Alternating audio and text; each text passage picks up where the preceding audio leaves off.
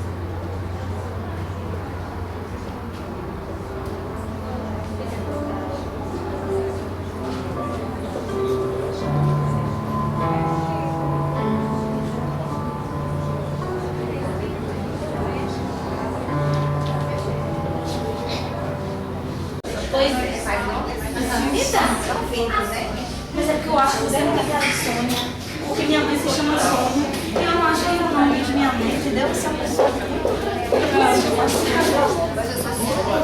Tá perguntando do pegou? Pode estar no trabalho, eu te vejo tranquila. Mas você não é igual a mim, não é assim?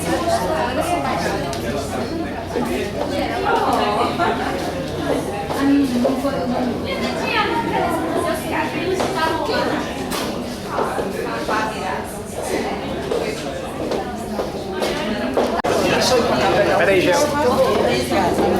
Não, você dá só pra tentar.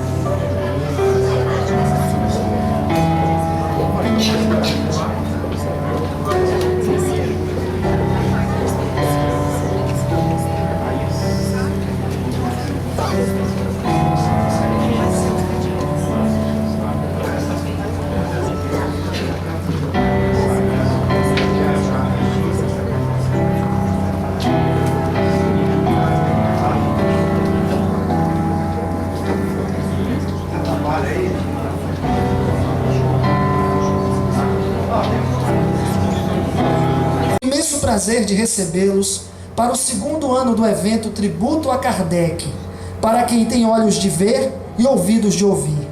A CEB é uma instituição beneficente com personalidade jurídica, fundada no dia 3 de outubro de 1992. Nossa sede está situada na rua Monte Carmelo, número 26, no bairro de Brotas.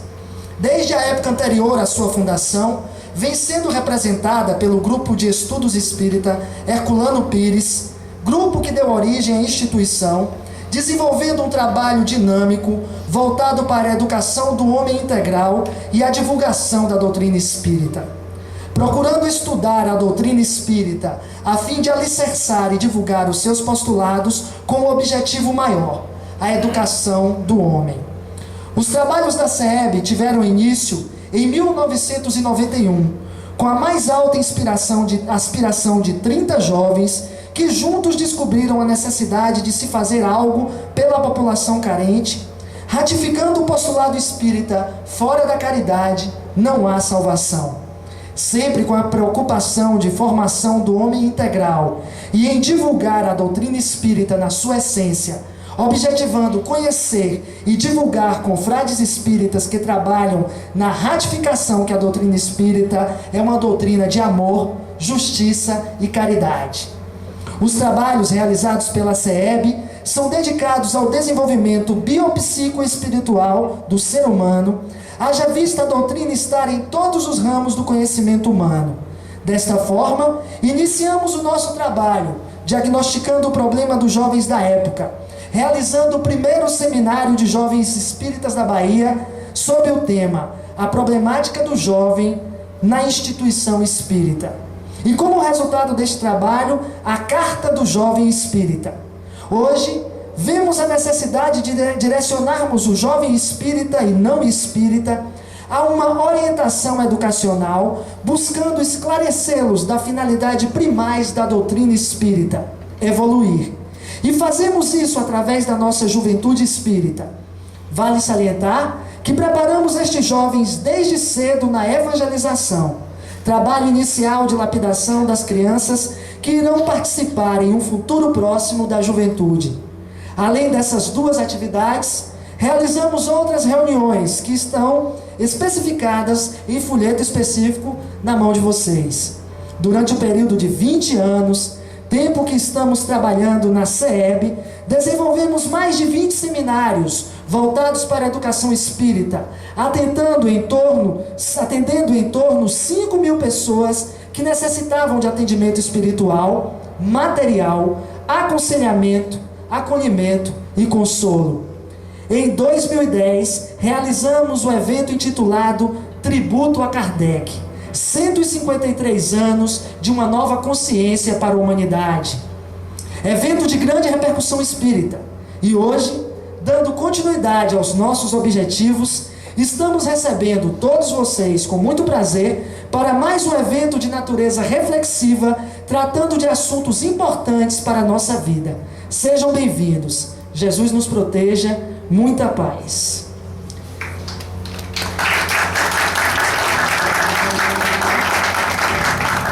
Nesse momento, para compor a nossa mesa, nós convidamos a nossa coordenadora geral dos trabalhos da CEB e presidente atual da casa, Mireia Carvalho, por favor. Nosso vice-presidente, Arthur Mascarenhas. Nossos palestrantes e amigos convidados, Francisco do Espírito Santo Neto, por favor. Marcel Mariano. Vansan. E o palestrante dessa noite, nosso amigo Agnaldo Paviani, por favor. Gostaria de convidar nossa amiga e coordenadora Mireia Carvalho para proferir aqui no púlpito a prece de início dos trabalhos. Por favor.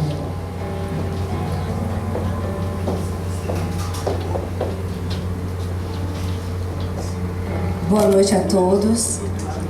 Que a paz do nosso Senhor Jesus Cristo esteja em nossos corações, hoje e sempre. que nesse momento é um momento de grande festa espiritual. É um momento de reflexão para que possamos entender que esse corpo em que habitamos, ele tem uma importância significativa em nossas vidas, mas que nós estamos nos preparando para descortinarmos o véu, que é nossa casa, o nosso mundo espiritual. Então vamos nesse momento fechar os olhos, nos concentrar.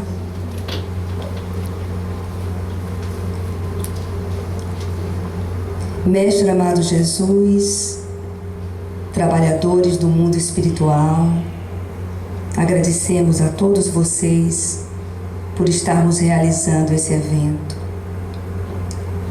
Agradecemos a todos os nossos irmãos palestrantes, a todos os nossos amigos encarnados e desencarnados que estão neste momento aqui nos apoiando, nos acolhendo, nos inspirando. Pedimos a voz que inspire a todos que irão palestrar neste seminário. E convidamos para fazermos a oração que Jesus nos ensinou. Pai nosso que estás nos céus, santificado seja o vosso nome. Venha a nós o vosso reino. Seja feita a vossa vontade, assim na terra como em toda parte. O pão nosso de cada dia dai-nos hoje, Senhor. Perdoai as nossas dívidas, assim como os perdoamos a quem nos deve. Não nos deixe cair em novas tentações, livrando-nos, Senhor, de todos os males. Que assim seja. Que Jesus esteja conosco em nossos corações, em nossas vidas. Que assim seja.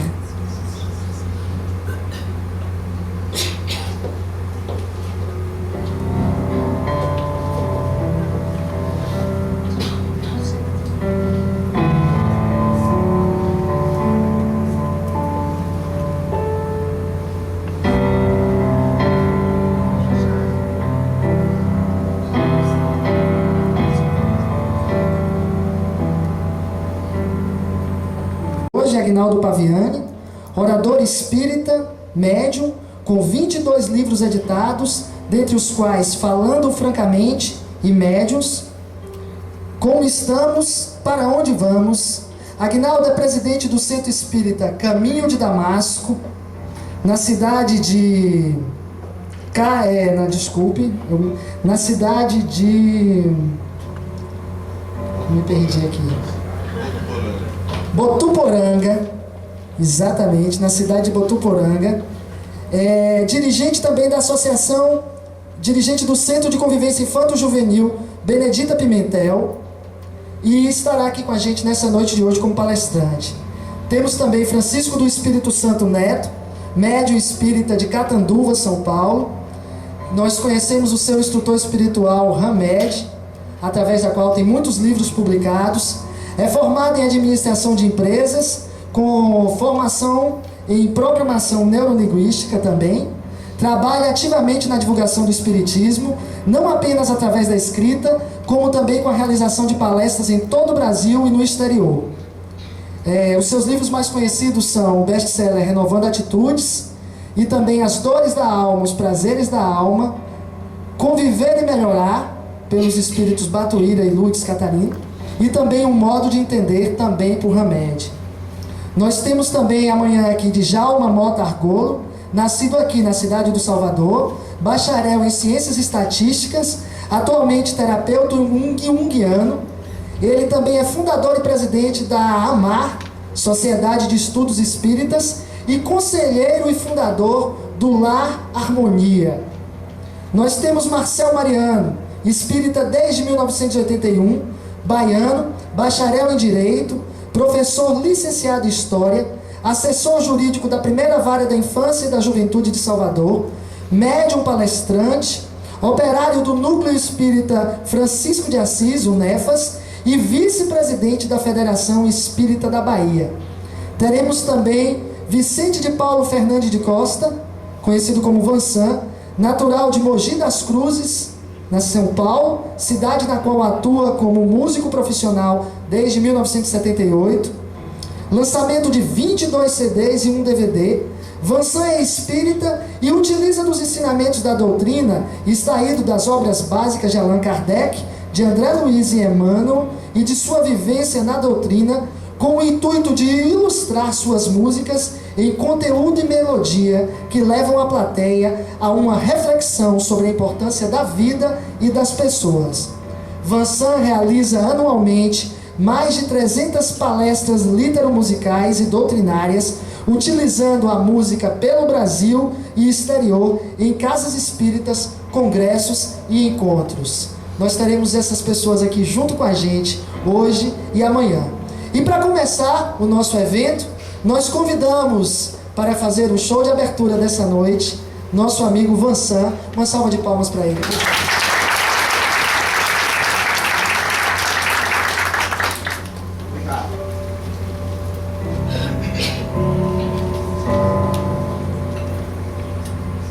Outras vidas.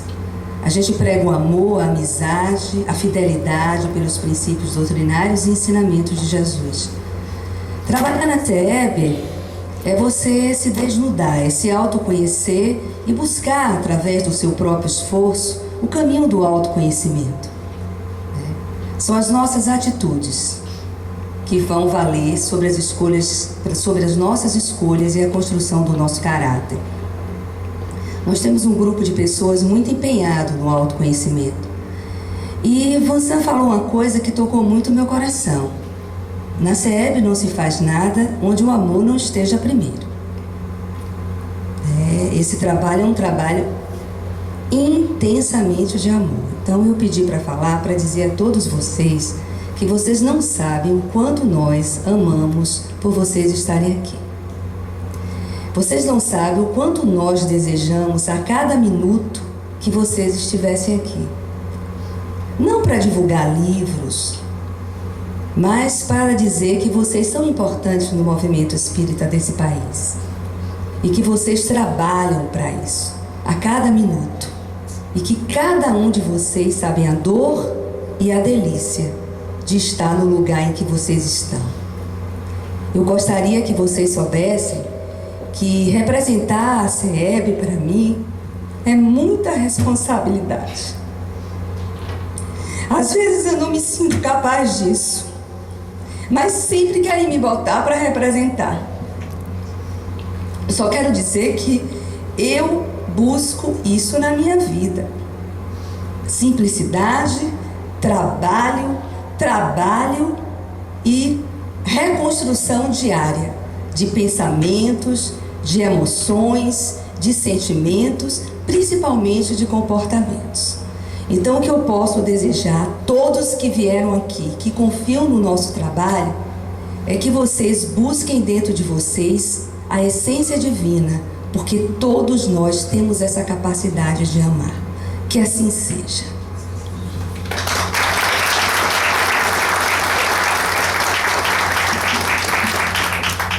Dando prosseguimento ao nosso seminário, eu convido o nosso primeiro palestrante, Agnaldo Paviani, com o tema Espiritismo, como estamos? Para onde vamos?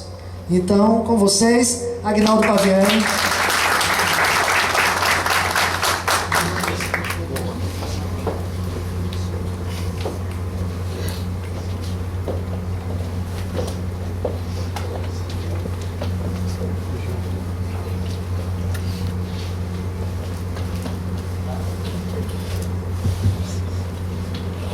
Prezados irmãos, queridas irmãs, boa noite. Boa noite. Olha, Votuporanga é longe. Deve dar uns 3.000 quilômetros. É perto de Catanduva. E eu tive que pegar 3 aviões para chegar aqui. O que é muito simples, para quem não tem medo de avião. O que não é o meu caso. Considerando a distância, considerando o número de aviões e considerando o medo que eu passei, eu acho que eu mereço um boa noite, no mínimo mais animado. Então, vamos começar de novo, é melhor. Queridos irmãos, queridas irmãs, boa noite. Ah, melhorou. Assim a gente anima. Assim a gente anima. Vir a Salvador, vir a Bahia. É um prazer muito grande estarmos aqui. E a gente poderia dizer a princípio que nós que estamos aqui temos, sem dúvida alguma, grandes chances de termos sucesso. Pelo menos sucesso espiritual. Eu digo isto com base numa frase dita por um pensador britânico que viveu no século VIII, chamado Beda, onde ele disse que existem 3 caminhos para o fracasso, e enumerou: não ensinar o que se sabe, não praticar o que se ensina e não perguntar o que se ignora. E pelo menos as 2 primeiras nós estamos tentando fazer. A terceira é um pouco mais complexa, um pouco mais difícil, porque para se perguntar o que nós ignoramos, teremos que admitir que não sabemos. E como nós ainda somos um posto de arrogância, pelo menos a grande maioria de nós, temos uma dificuldade muito grande em admitirmos que não sabemos, admitirmos que não conhecemos, porque nós temos que nos colocar na posição daquele que aprende, na posição do aluno. Na linguagem do Mário Cortella, que é um filósofo brasileiro, ele diz que para a pessoa ter humildade intelectual, ele coloca desta forma, é aquela pessoa que sabe que não sabe tudo, é aquela pessoa que sabe que não é a única que sabe, é aquela pessoa que sabe que a outra pessoa sabe o que ela não sabe, é aquela pessoa que sabe que ele e a outra pessoa podem saber muitas coisas juntas, e é aquela pessoa que sabe que ele e a outra pessoa não saberão tudo que pode ser sabido. Depois eu repito. Diz um ditado chinês, e eu vou começar com esse ditado porque eu acho o seguinte: eu acho que esse é um dos momentos mais importantes para nós que militamos na doutrina espírita, para nós que estamos no movimento espírita. Quando nós falamos de casa espírita, grupo espírita, centro espírita, nós reconhecemos que tudo que é ofertado na casa espírita nos traz benefícios, desde o passe, a água fluidificada, o tratamento espiritual, seja ele qual for. No entanto, esse momento, esse instante onde nós estamos aprendendo, na minha visão pessoal, é sem dúvida alguma um momento do ápice de nós estarmos na casa espírita. É o momento mais importante para todos nós, porque se, por exemplo, você está sofrendo uma perturbação espiritual, e eu digo isso porque outro dia eu fui fazer uma palestra em São Paulo, e a dirigente disse assim: "Seu Aguinaldo, só fale, mas não fale muito, hein?" Será que eu falo muito? Devia ter chamado o orador mudo, que aí eu já nem falava nada, ela fazia a prece inicial, afinal a gente ia embora. Mas aí eu não aguentei a curiosidade e perguntei, disse: "Minha irmã, mas a senhora não quer que eu fale muito, por quê?" Ele disse: "Bom, porque depois da palestra do senhor tem o passe de tratamento. O senhor sabe como que é, as pessoas precisam muito do passe." E é verdade, ela não disse nenhuma mentira. Claro que nós precisamos. Mas raciocinem comigo. Se você está em companhia de um espírito perturbador, um obsessor, e você vai ao centro tomar um passe, eu pergunto a vocês, o obsessor afasta ou não afasta? Sim ou não? Sim ou não? Não. Sim, pelo menos teoricamente sim. Porque vamos imaginar que quando você vai ao centro, você vai com fé, você vai orando, né? Você vai ali para receber o melhor. A casa espírita é um ambiente favorável, os espíritos amigos estão ali, o passista supõe-se pelo menos que vai aplicar o passe em você com todo amor, com todo carinho, aquela coisa toda. Afasta ou não afasta? Afasta. Temporariamente. Tem espírito que fica esperando a gente ali na esquina. Eu estava chegando aqui no hotel, vi um monte de espírito ali naquela esquina. Eu falei: "O que vocês estão fazendo aqui?" "Ah, estamos esperando o pessoal que foi ali no hotel, no evento, já que eles sabem." Então, na hora que vocês saírem, cuidado, se for pra cá, tome cuidado. Tem uma turma ali, vai que ele pega vocês enganados, coisa e tal. Muito bem. Agora, o raciocínio é muito simples. Imagine que você vai ao centro e ouve uma palestra, um estudo, uma frase, uma palavra. A palestra em si lhe marca, lhe chama a atenção. Aquilo faz você refletir, faz você repensar a sua vida, e a partir dali você resolve mudar atitudes, comportamentos, pensamentos, sentimentos. Aí o obsessor afasta definitivamente. Daí a importância de nós aprendermos, daí a importância de nós conhecermos. Diz o Espírito Emmanuel que o Espiritismo é um processo libertador de consciências.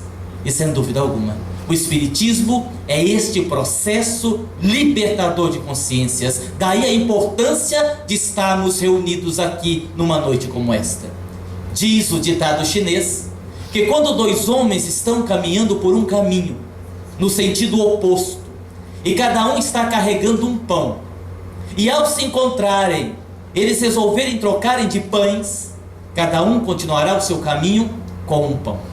Mas se dois homens estão caminhando por uma estrada no sentido oposto, cada um com uma ideia, e se ao se encontrarem, eles resolverem trocarem de ideias, cada um continuará o seu caminho com duas ideias. Essa é a proposta primordial de um encontro como este. Esta é a proposta maior de um evento como este. Trocarmos ideias, trocarmos informações, trocarmos experiências, porque afinal de contas nós estamos ainda no mundo de provas e expiações. Isto significa que nós somos espíritos ainda muito imperfeitos. Isto significa que nós sabemos muito pouco de todas as coisas. E isso significa que não existe ninguém que seja dono da verdade.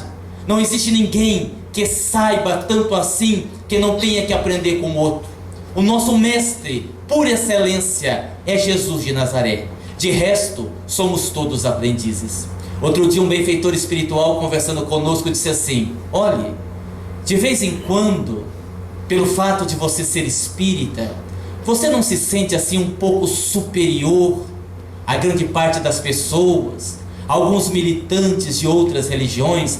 Você não sente assim um status espiritual? Eu disse: eu não ia dizer nada, mas já que o senhor falou, de vez em quando a gente sente, não sente?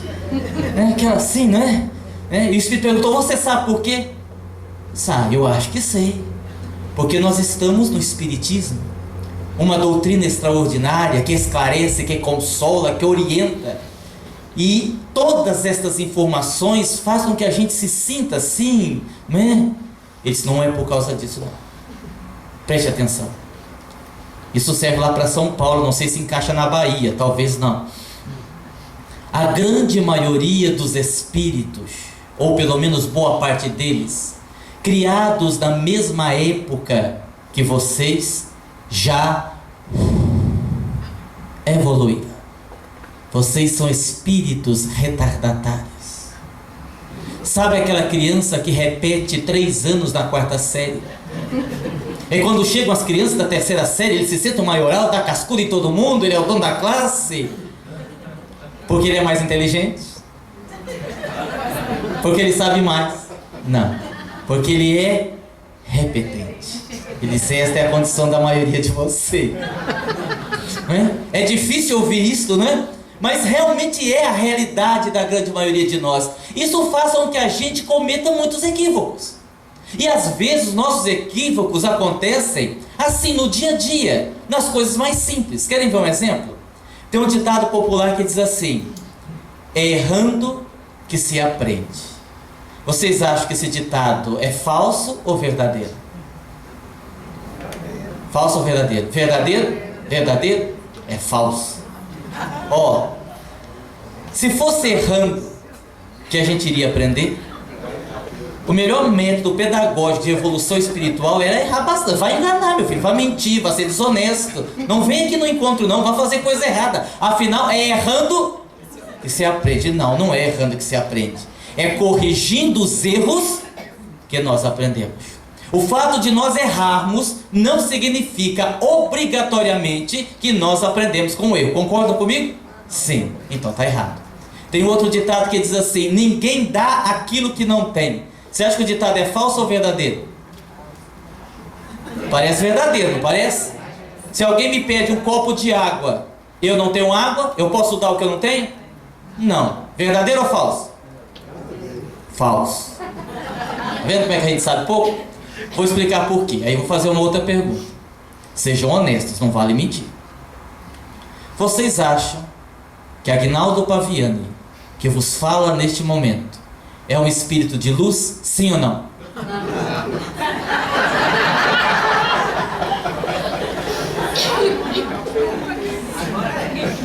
Você vê, a gente sai de Votuporã,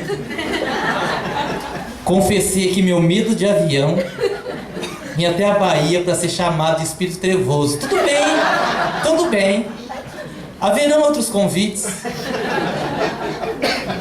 Claro que eu estou brincando, né? Evidentemente que o Aguinaldo não é espírito de luz. O que me consola é que provavelmente ninguém aqui o é. Então eu não estou sozinho, estou muito bem acompanhado, né? Então vamos refletir se o ditado é falso ou verdadeiro. Agora eu vou fazer uma outra pergunta. Vocês acham que enquanto eu estou aqui falando, as minhas palavras estão produzindo luz no ambiente? Sim ou não? Sim. Então agora eu não entendi. Vocês acabaram de afirmar que eu não tenho luz. Aliás, nem ficaram em dúvida, foram categóricos. Olha, eu me decepcionei. Eu não sei, eu achei que alguém, talvez, quem sabe, de fosse demais. Não. Eu vi um novo sonoro. Como pode alguém que não tem luz estar oferecendo luz? Mas todos temos luz. Podemos não estar nela, mas somos luz. Olha, somos luz, é verdade. Mas eu costumo comparar a nossa luz. Quem aqui já morou no sítio, no interior, pegando um gancho no que a nossa irmã comentou? Quando eu era pequeno, não em Barbacena, em Votuporã. Quando eu era pequeno e a noite estava escura, muito escura, não tinha lua, não tinha estrelas, eu ficava procurando vagalume para prender num copo, numa latinha, para ver ele piscando. Alguém que já fez isso? Né? Agora, há um detalhe: a noite tinha que estar muito escura, porque senão você não conseguiria visualizar o vagalume, que a luz dele é pequenina. Eu acho que a nossa luz, se é que ela já existe, é do tamanho da luz de um vagalume. É por isso que no nosso movimento espírita nós encontramos ainda tantas desavenças, às vezes críticas descaridosas, porque se a minha luz é pequenina, eu estou no meio das trevas, ela brilha um pouco. Mas se a minha luz é pequenina e outras pessoas começam a brilhar perto de mim, aquilo vai apagar a minha luz, ou pelo menos diminuí-la muito. Então eu ataco, tentando diminuir a luz alheia. A grande maioria das brigas no nosso movimento espírita não é por questões doutrinárias, são por essas questões medíocres, pequenas. Então nós diríamos que a nossa luz é muito pequenina, se é que ela existe. Então como pode alguém que supostamente não tem luz estar oferecendo luz? Simplesmente porque a luz não é nossa, ela emana do Cristo. Eu que estou aqui falando não detenho a luz, ela passa por mim. Eu faço aqui o papel do carteiro. O carteiro é importante, mas mais importante que o carteiro é a carta. Então, se eu ainda não tenho esta luz, mas as minhas palavras produzem luz no ambiente, isso significa que eu posso dar aquilo que eu não tenho, porque eu não tenho luz, mas estou ofertando luz a vocês. Então, nós podemos dar aquilo que nós não temos. E mesmo quando nós falamos de espírito, agora entrando mais no tema propriamente dito, mesmo com todo o nosso conhecimento, nós vamos percebendo que nós sabemos muito pouco. Vou perguntar, para a gente fazer uma coisa bem dinâmica: espírito desencarnado atravessa a parede, sim ou não? Depende.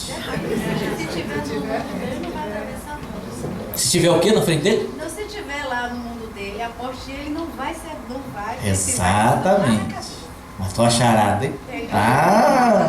Porque olha, é tudo uma questão muito complexa. Outro dia eu conversava com o espírito Klaus, que é o espírito que trabalha conosco, e ele falava das dimensões e das subdimensões. E eu perguntava a ele, mas como que é isto? O que é uma subdimensão, falando de plano espiritual? Ele dizia, olha, os encarnados muitas vezes têm que parar de enxergar o plano espiritual como um todo. Quando nós falamos de plano espiritual, nós estamos falando de dimensões. e de subdimensões, que são dimensões dentro da própria dimensão. Eu disse, mas como que é isso? Ele disse, olha, imagine uma casa que tem um sótão e um porão. São cômodos distintos, mas fazem parte do mesmo imóvel. Então, simbolicamente, você imagina uma dimensão, a casa, o porão e o sótão, como subdimensões, fazendo parte do mesmo espaço. E eu disse assim, mas me diga uma coisa, quando nós falamos em distância, se o espírito está numa dimensão, ele quer ir para outra dimensão, é perto? Esta movimentação do espírito é perto ou é longe? Ele disse, é perto. Ele disse, é perto. Ele disse, é longe. Ele disse, é longe. Ele disse, é perto. Eu disse, é perto ou é longe? Ele disse, é a mesma distância do homem até Deus. Respondeu na mesma. Eu disse, olha, eu não entendi. E aí ele disse assim, Klaus é um espírito muito simpático, que trabalha conosco, para quem não conhece, né? Eu assim, gosto muito de trabalhar com o Klaus, porque eu costumo dizer que eu posso dispensar qualquer obsessor, que ele faz as duas partes. Eu não estou vendo ele por aqui hoje, eu posso dizer, no bom sentido da palavra. Outro dia eu disse assim, aí, doutor Klaus, eu ando com umas dores aqui, acolá, não daria para o senhor dar um jeito aí, pedir um passe especial? Ele disse assim, meu filho, imagine que você vai comprar um carro e só tenha R$1.000, que carro o senhor vai comprar? Eu digo, nossa, com R$1.000? Um Fusca caindo aos pedaços, e olhe lá. Pois é, quando o senhor for reencarnar, o senhor só tinha R$1.000, foi o corpo que deu para arrumar, o senhor se vira com esse. Então, quer dizer, é a gente que merece o guia desse mesmo, né? E aí o Klaus me disse assim, olha, vamos fazer uma comparação para você entender se é perto ou é longe, ainda falando das dimensões, das subdimensões. Ele disse, imagine que more numa casa, uma mulher, a esposa, o marido e o filho.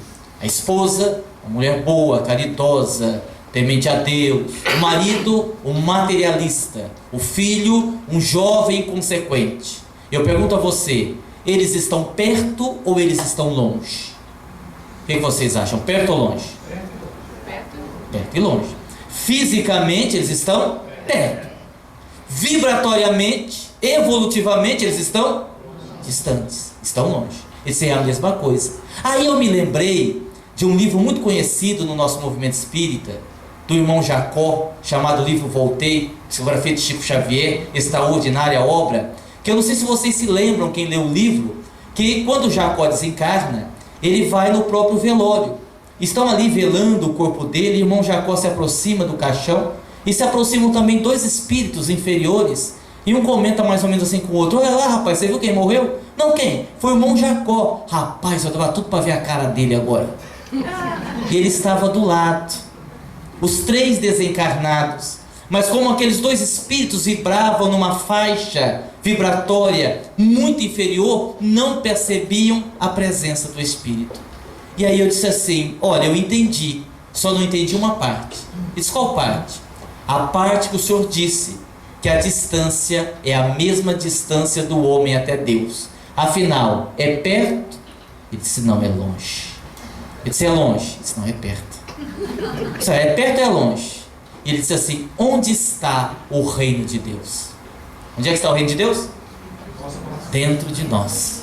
Disse Jesus, o reino de Deus está dentro de vós. Isto é perto ou longe?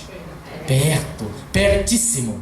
Mas como nós ainda não nos aventuramos a fazer, a viagem interior para dentro de nós mesmos se torna longe. É perto, mas é longe. É longe, mas se a gente quisesse, seria perto. Daí então, o Espiritismo é algo extraordinário. A doutrina espírita, creio eu, é uma religião inigualável no presente momento evolutivo da humanidade. Evidentemente, não desmerecendo qualquer outra filosofia religiosa. Mas o Espiritismo é uma doutrina, por exemplo, profundamente esclarecedora. O Espiritismo é uma doutrina que se baseia na fé raciocinada, ou seja, a fé com base na razão. Quando perguntou Kardec no Livro dos Espíritos, na questão número 4, como nós podemos provar a existência de Deus? A resposta é algo extraordinário. No axioma que aplicais às vossas ciências, Toda causa tem um efeito. Todo efeito tem uma causa. Procurai o que não tiver como causa o homem, a vossa razão vos responderá. Óbvio, óbvio. Então nós vamos percebendo como o Espiritismo é essa doutrina fantástica, que nos esclarece, que nos orienta, que nos coloca mais próximos de compreendermos a realidade que nos cerca, a realidade a qual nós estamos vivendo, das justiças, das injustiças, das dores, dos sofrimentos, das angústias. Através do Espiritismo nós conseguimos compreender Deus como Pai, nós conseguimos compreender Deus como amor, nós conseguimos compreender Deus como um ser misericordioso. Aí eu me lembro de novo de Emmanuel, que diz assim uma frase fantástica: quando a justiça divina nos procura para o acerto de contas e nos surpreende trabalhando no bem, a misericórdia divina determina que a cobrança seja suspensa por tempo indeterminado. Isto é fantástico. Agora vejam, é suspensa, não é cancelada. Eu fico imaginando quanta coisa nós, aqui da Bahia, deveremos ter suspensa sobre as nossas cabeças. Aí eu entendi uma passagem evangélica, eu acho que eu entendi. Porque é uma passagem no Evangelho onde Jesus cura um paralítico, ele estava lá naquela maca, naquela padiola, há anos. E quando Jesus o cura, ele diz assim: pega a tua maca e vai. Eu nunca havia entendido isso. Pega a maca, deixa lá, gente, joga fora, põe fogo. O homem já tinha ficado deitado ali há anos, joga fora. Mas eu creio que Jesus deve ter pensado assim: pega a tua maca e vai, porque se não melhorar vai precisar dela de novo. Algo desta natureza. Então o Espiritismo vai nos ajudando a compreender por que nós sofremos, por que nós experimentamos estas dores todas. Vamos entendendo que Deus é amor, que todas essas dores são frutos das nossas escolhas. É aquilo que nós estamos escolhendo, é que nós vamos ter o resultado. Nós vamos compreendendo que tudo isso faz parte de um processo de aprendizado. Tem algumas coisas na vida, para a gente entender bem isso, que são óbvias. O que é uma coisa óbvia? Uma coisa óbvia é uma coisa que você não tem que ser tão inteligente para saber que aquilo é daquele jeito. Por exemplo, eu digo assim: meus irmãos, aqui ninguém deve ir à lua. Isso é óbvio, concorda? Outro exemplo de coisa óbvia: está lá no paraíso, Adão e Eva. Aí Eva vem cuidadosamente por detrás de Adão, coloca as mãos nos seus olhos e diz: adivinha quem é? É óbvio. É óbvio. Mas se eu digo assim a vocês: Deus é bom e justo, vocês acham que isso é óbvio ou não? O que vocês acham? Esta frase é óbvia ou não? Deus é bom e justo, isso é óbvio ou não é? É. Teoricamente é, né? Por que teoricamente? Na prática não é? É. Na prática é também, mas nós não entendemos assim. Porque eu tenho certeza que vocês que acreditam nisso já ouviram alguém dizer, não vocês, é claro, fala assim, uma sogra, um cunhado, assim. Já ouviram pessoas usar frases do tipo assim: eu não aguento mais minha vida. Que mal eu fiz a Deus para sofrer desse jeito. Se for para viver assim, eu prefiro morrer. Já ouviram? Já falaram? Pois é. Estas expressões demonstram que na verdade nós não acreditamos realmente que Deus é bom e justo. Porque quando eu digo isso, eu estou querendo dizer assim: ó, eu estou sofrendo, você não vai fazer nada? Eu estou querendo dizer que eu estou sofrendo e que a culpa é de Deus. Isso nós não verbalizamos. Ainda mais a gente estiver no centro espírita, fica chato, né? Que só vai perceber a nossa inferioridade. Mas no fundo as nossas palavras saem carregadas de uma certa revolta. E aí, para entender isso, você recorda a parábola do semeador. Lembra da parábola do semeador? Um semeador saiu a semear. Algumas sementes caíram à beira do caminho. e os pássaros comeram, foram pisadas. Outro caiu no meio dos espinhos, outro caiu no meio das pedras, e outras caíram em solo bom, nasceram, cresceram e produziram. Agora eu pergunto, quando o semeador saiu a semear, as sementes eram iguais ou eram diferentes? Eram as mesmas sementes? Eram? Eram ou não eram? Eram as mesmas sementes. E por que algumas nasceram e outras não? Por causa do solo, do terreno onde elas caíram. As bênçãos de Deus na nossa vida são as mesmas, porque Deus nos ama igualmente. Resta saber como está o solo do nosso coração para receber as bênçãos de Deus. É aí que está a diferença. O problema não está em Deus, o problema está em nós, entendemos isto. A doutrina espírita é extraordinária porque ela ressalta a importância, o valor do estudo. Quando nós falamos, por exemplo, em mediunidade, quando nós falamos em médium, já nos ficou muito claro que o médium, ele participa efetivamente do processo mediúnico, que o médium, ele precisa estudar para colaborar decisivamente com o espírito, porque ele, como instrumento, influencia na comunicação do espírito, influencia emocionalmente, psiquicamente e até mesmo fisicamente. Eu me lembro que quando eu fui psicografar o livro Trevas e Luz, uma das nossas obras, primeiro se apresentou um espírito para escrever, que nós conhecíamos, o espírito Klaus, que trabalha conosco há muito tempo, e nós escrevemos os capítulos que cabia a ele facilmente. No segundo momento se apresentou um outro espírito, que eu não conhecia, que eu nunca havia trabalhado com ele. Ele se apresentou para escrever e escreveu um parágrafo e parou. Disse: meu irmão, o senhor parou por quê? Disse: meu filho, não dá. Disse: não dá por quê? Disse: porque eu sou terapeuta, fui terapeuta na terra, sou um terapeuta aqui no plano espiritual, e eu desejo fazer algum comentário sobre o comportamento humano, mas sua cabeça é oca, não tem nada. Eu acho engraçado, os guias, os agentes ainda chamam a gente de burro.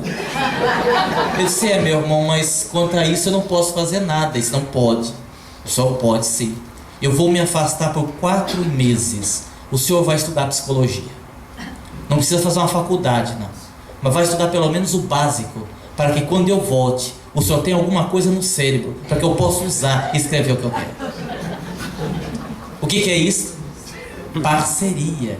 Parceria. Então o espiritismo é fantástico. A gente ficaria aqui a noite toda falando das bênçãos do espiritismo na nossa vida, do quanto a doutrina espírita é extraordinária, que traz como uma das suas referências maiores Kardec, o codificador, que traz como uma das suas referências maiores Chico Xavier, um verdadeiro representante da nossa doutrina espírita.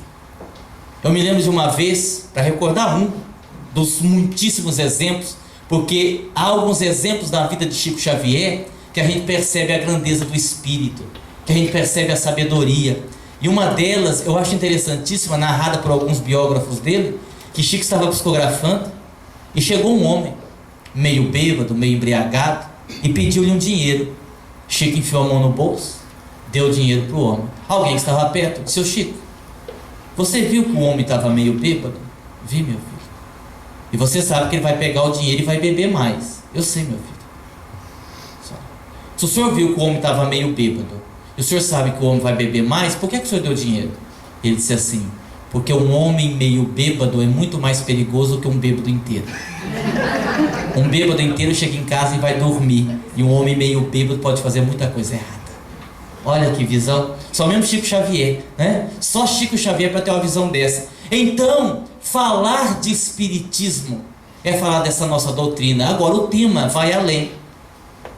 Poderia ir só até aí, né? Já estava bom demais.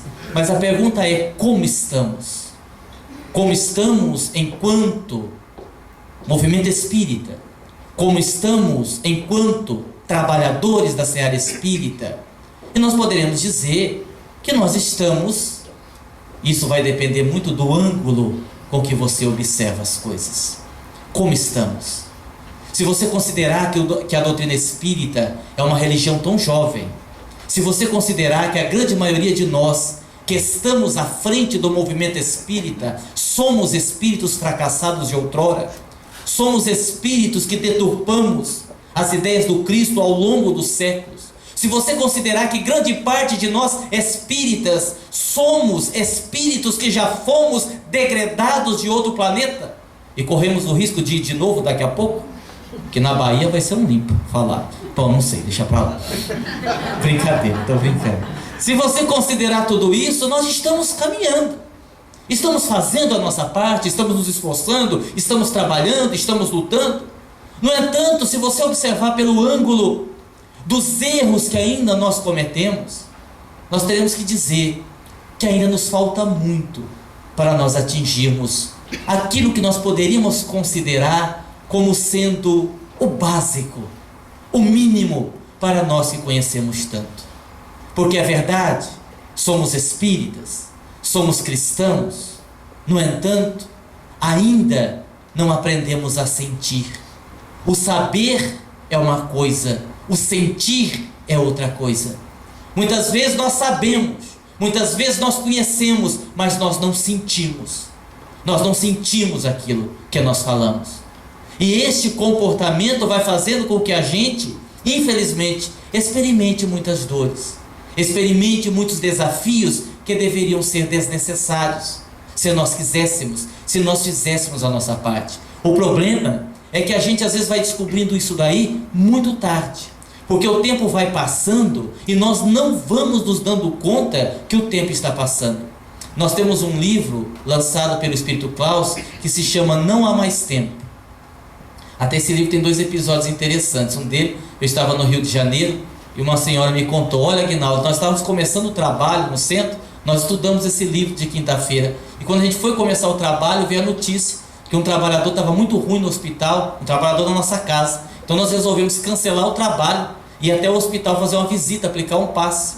Chegamos no hospital, fomos nos preparar para aplicar um passe, tínhamos que fazer uma leitura para nos preparar, ninguém tinha levado o evangelho. Alguém disse: olha, só tem esse livro aqui, nós vamos estudar. Então vamos ler um trecho desse livro, Não Há Mais Tempo. O moribundo abriu os olhos: meu Deus, então eu vou morrer mesmo. E outra parte interessante do livro, agora uma coisa mais séria, é que uma senhora me disse assim: Aguinaldo, eu acho que o nome desse livro está errado. Eu disse: por quê? Só, veja bem, nós não somos espíritos imortais? Somos. Existe limite para a reencarnação? Não, segundo o livro dos Espíritos, não. Nós vamos reencarnando, até chegarmos à perfeição. Mas, pois é. Então o nome do livro deveria ser Sempre Haverá Tempo. E não há mais tempo. Só que ela não se lembrou, e nós muitas vezes não se lembramos, que cada encarnação perdida pesa contra você na próxima encarnação. Então assim, vou dar um exemplo simbólico. Você reencarnou, tem mediunidade, precisa trabalhar, nasceu em lar espírita, mora em frente ao centro, tem facilidade financeira. Aí a hora que o dirigente diz: meu irmão, vamos pro centro, vamos trabalhar. Você dá uma olhada: trabalhar no centro? Compromisso todo dia da semana, né? Perdendo a novela, agora a Nina se vingando da Carminha. Nossa! A gente quer ver se ela vai ficar com o Jorginho, se não vai ficar com o Jorginho. A Carminha vai pro hospício falar. Bom, deixa isso pra lá. E eu ir lá no centro, ficar lá todo dia, eu não. E você não vai. Tudo bem, você tem livre-arbítrio, olha. E você não quer trabalhar, e não trabalha, e passa a vida inteira assim. Quando você desencarna, você percebe a bobagem que fez, no sentido de perder uma oportunidade belíssima. E implora para reencarnar e ser médio. Só, não, agora eu vou ser. Não, agora eu vi que eu preciso ser médio. E vem ser médio. Deus permite? Permite. Ele é misericordioso. Só que agora você vai morar 50 quilômetros do centro, sem dinheiro para comprar carro, vida miserável, e vai reencarnar num lar evangélico para ver o que é bom. Entendeu como é que é? É nesse sentido que uma encarnação pesa contra você quando não bem aproveitada por você. Daí então, prezados irmãos, analisando o tema que a nossa irmã nos pediu, eu diria o seguinte: primeiro, nós precisamos aprender a ter uma mente mais aberta dentro do nosso movimento espírita. Kardec era, Kardec é, E Kardec sempre será a nossa base. E jamais poderemos fugir a isso. Só que existem dois problemas.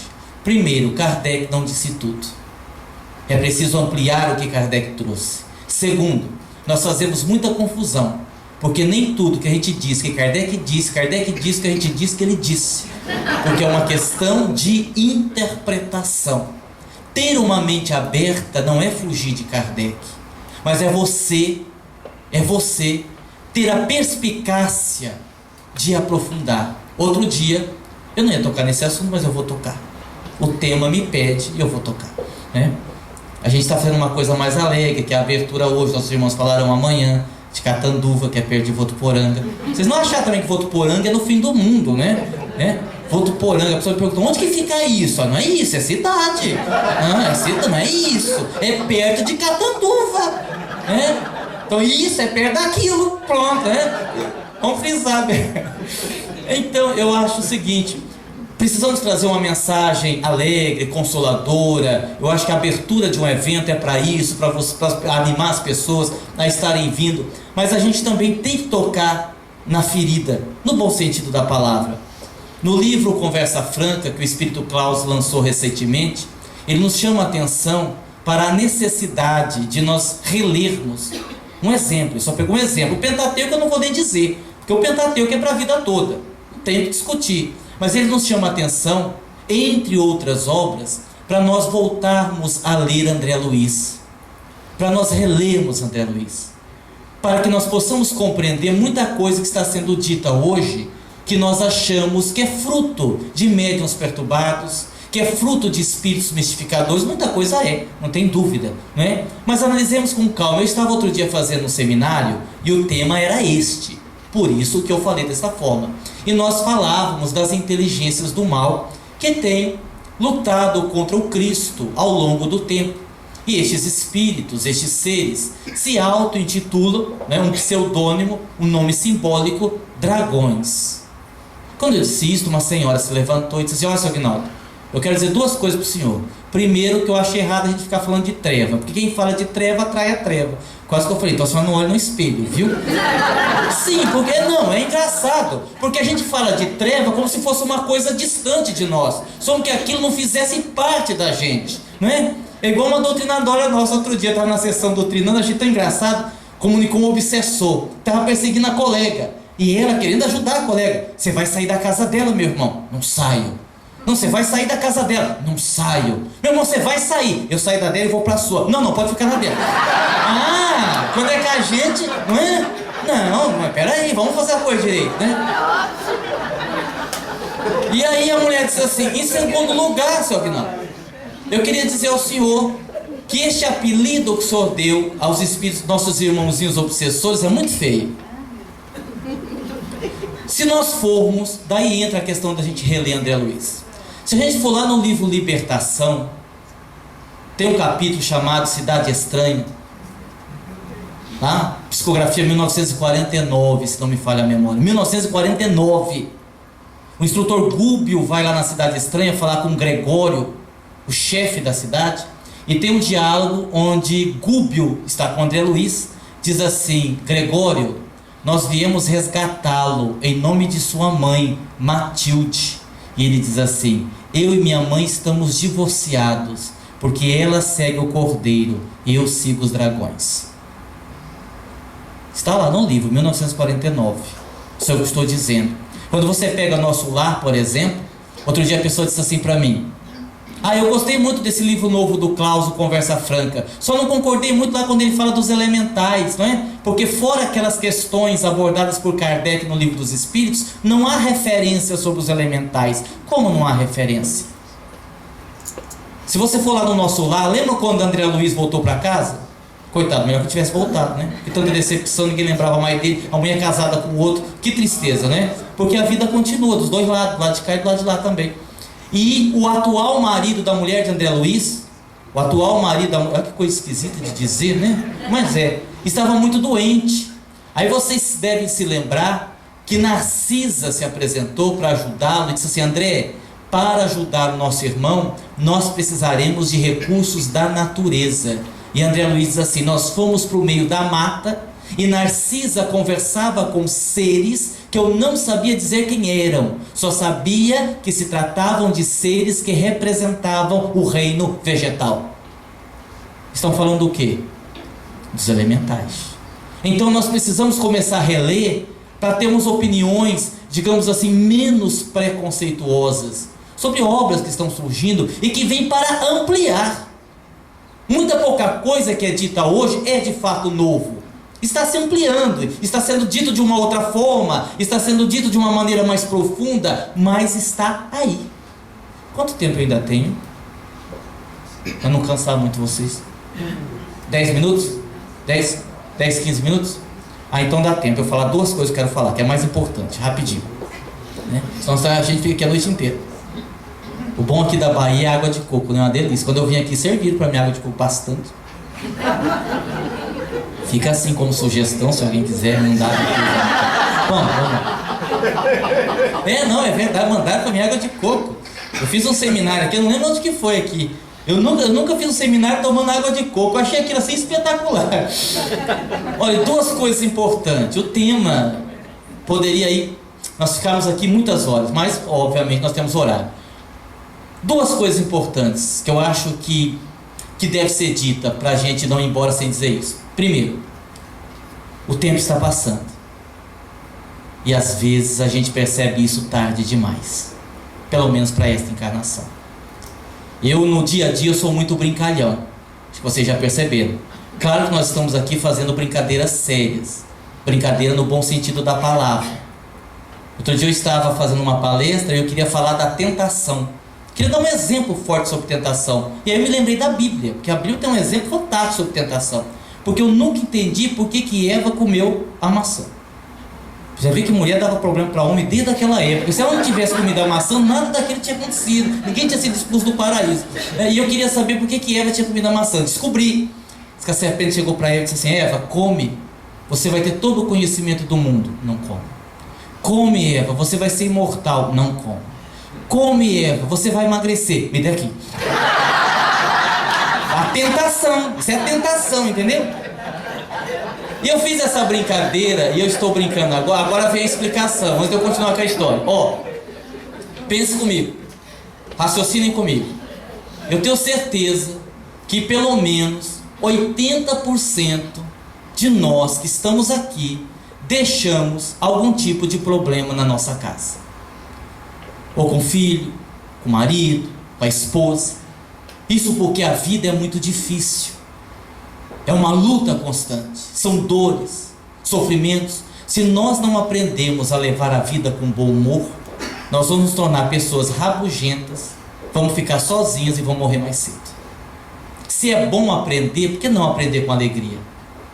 Por que não aprender com esta alegria, que é uma alegria que faz você sorrir, que faz você esquecer do problema, né? Que faz você se divertir no melhor sentido possível da palavra. Por isso que a gente tem o hábito de brincar, só para quem não conhece, porque a gente acha que vale a pena trabalhar no espiritismo desta forma. E aí, eu vou falar a primeira história, são duas histórias para me encerrar. Primeiro eu estou falando sobre o tempo. O tempo passa e a gente não percebe. Eu estava no restaurante com a minha esposa e brincando com ela, claro que eu estava brincando. Disse: olha, meu bem, apesar dos meus 38 anos, eu ainda sou um homem charmoso.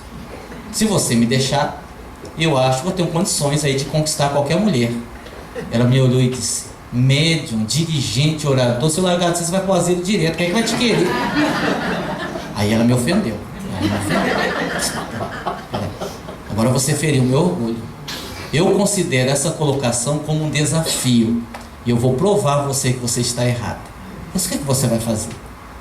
Se eu vou procurar alguém no restaurante, uma moça bonita, e vou conversar com ela, fazer um galanteio. Ela disse: você não vai fazer eu pagar esse mico. Tipo, vou. Mas era meu dia de sorte. Quando eu disse isso, tinha uma moça numa mesa assim, uns 18 anos, lindíssima, começou a olhar para mim. Eu disse: olha, não vai ficar brava, mas tem uma moça olhando para mim. Mas ela não está olhando para você, você está olhando para mim. Ela começou a sorrir para mim. Sabe? Ela está sorrindo para mim. Ela deve estar rindo de você, dessa roupa. Eu disse: eu vou me levantar e vou até... Você não diga nada. Você faz de conta que é minha irmã. Depois a gente conta a verdade para ela. Mas era meu dia de sorte. Quando eu ameacei levantar, a moça levantou e veio em minha direção. Não diga nada. Perceba, perceba.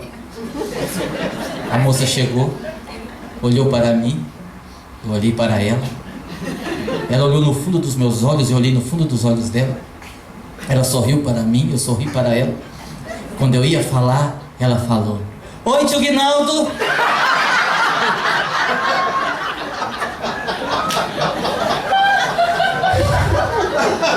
Meus irmãos, isso é quase um bullying.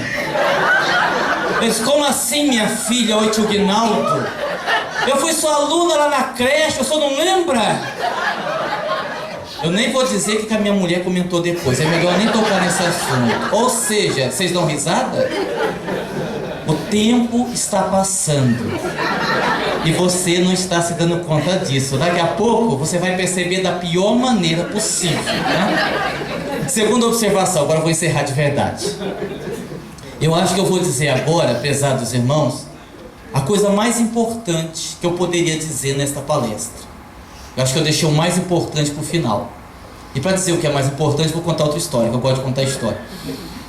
Lá em Votuporanga, o espírito Klaus, toda terça-feira, através de mim, que sou um médium, faz cirurgias espirituais. Toda terça-feira é um trabalho, um tratamento espiritual, como qualquer outro. Ele inclusive pediu para não dar esse nome de cirurgia espiritual, porque quando você fala em cirurgia espiritual, dá essa impressão do milagre, dá essa impressão da cura, e nós não estamos falando disso.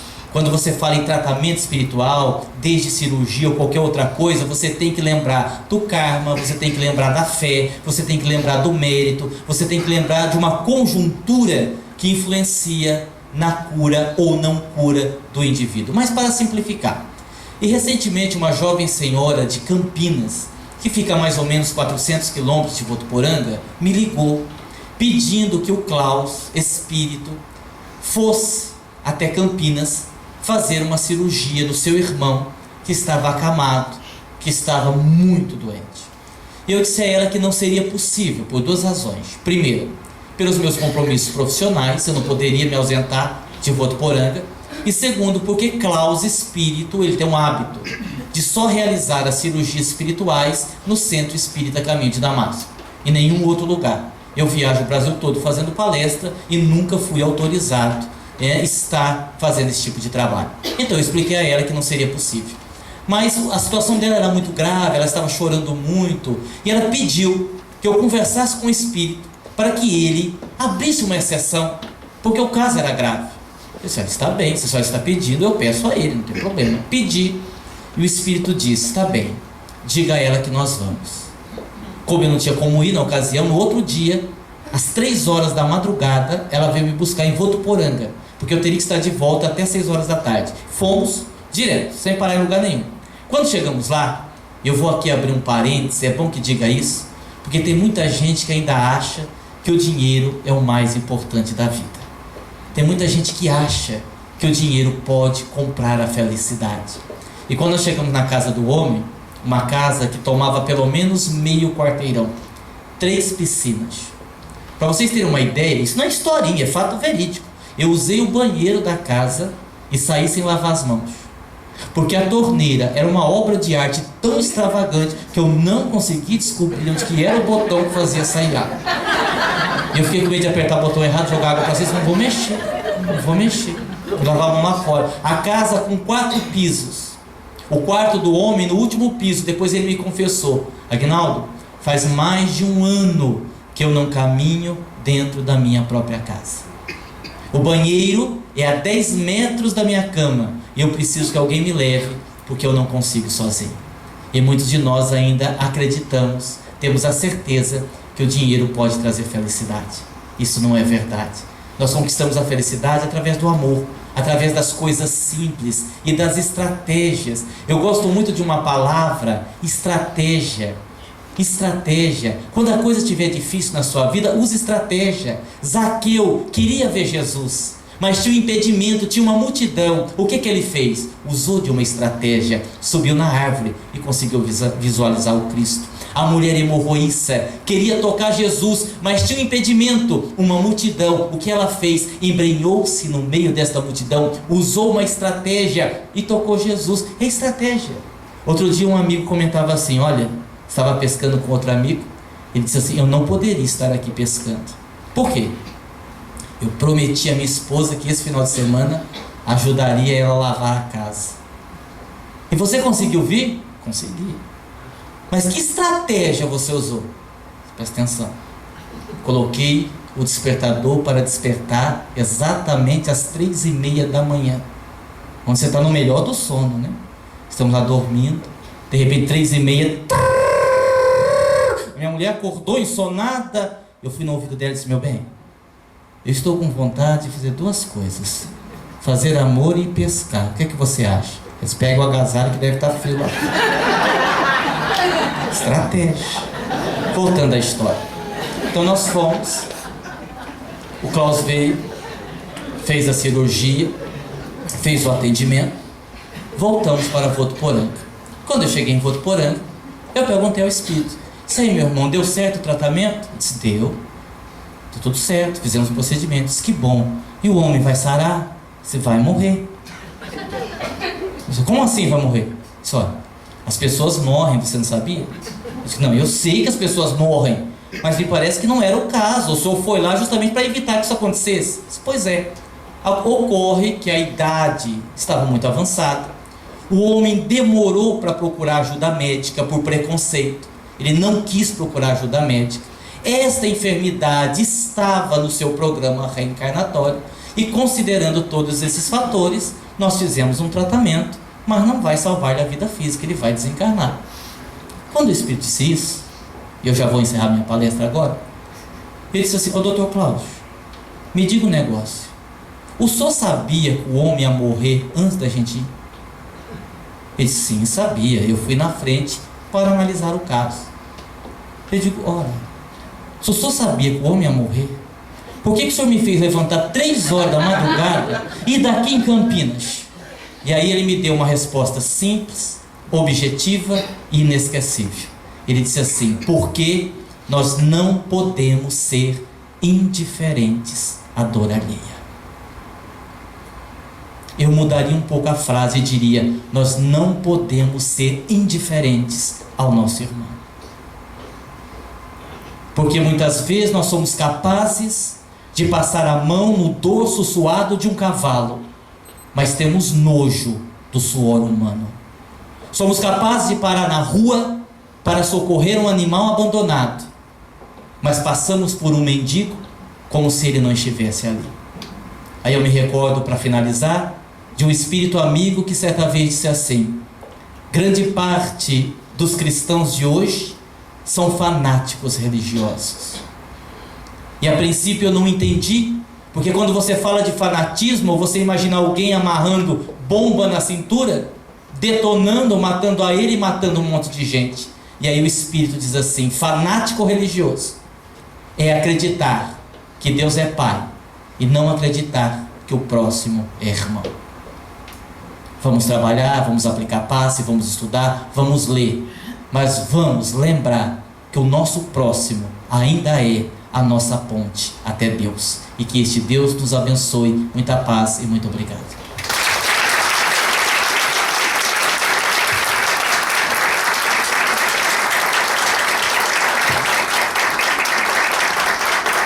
A presença do nosso amigo aqui, Aguinaldo Paviani, das suas belas palavras.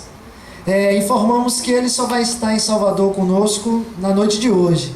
Então, quem desejar autografar uma de suas obras que estão aqui disponíveis para venda na nossa livraria, por favor, eu espero que ele possa conceder esse autógrafo aqui para a gente. Tá bom? Nós estamos finalizando essa nossa primeira noite de trabalhos. Agradecemos a presença de todos vocês. Contamos com a presença de vocês aqui amanhã. Nossas atividades começam às 9 da manhã. Portanto, cheguem para que a gente possa começar no horário, porque temos um dia repleto de atividades. Pela manhã nós teremos Marcel Mariano, nosso amigo daqui de Salvador, com a palestra O Progresso Moral e Espiritual do Homem na Sociedade à Luz da Doutrina Espírita. Nosso parceiro Djalma Argolo, com a palestra Nascer, Morrer, Renascer, a reencarnação como lei para a melhoria do homem na sociedade. Nós teremos uma mesa redonda sobre a lei do progresso, com a participação de Marcel Mariano, Geni Bastos, Manuel Messias e Arthur Mascarenhas. Teremos na parte da tarde nosso amigo Francisco do Espírito Santo Neto, com a palestra Vencendo as Dores da Alma, trabalhando os bloqueios e obstáculos íntimos. E também uma mesa redonda sobre leis morais e reforma íntima, com Kleber Monteiro, nosso parceiro, Mireia Carvalho e o próprio Francisco do Espírito Santo Neto. Finalizando o nosso evento amanhã, a palestra show do nosso amigo Vansan, que vocês puderam apreciar aqui hoje. Conto com a presença de todos vocês, muito obrigado, boa noite e até amanhã.